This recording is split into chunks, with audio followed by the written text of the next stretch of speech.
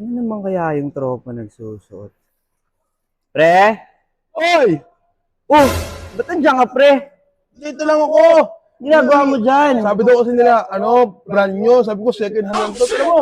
Parang brand new nga naman talaga Lapit yan, ka, pre. lapit. Tignan mo, yung kulay, napaka-pulido sa ilalim pa lang. Alam mo, brand new nga talaga. Grabe pagkakapintura.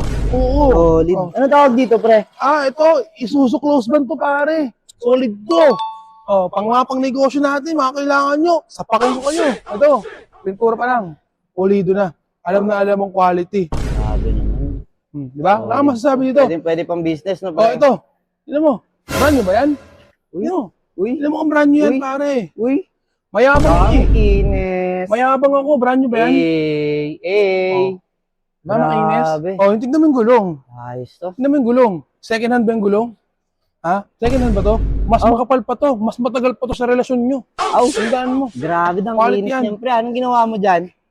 Bago lahat yan, pare. Bago yung mga gulong yan. To. Tingnan mo, Rap. Tingnan mo.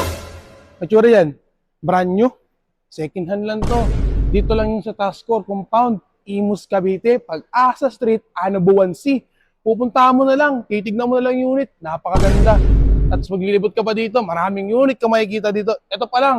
Panis ka na. Paano kaya yung mga sasakyan nyo dyan?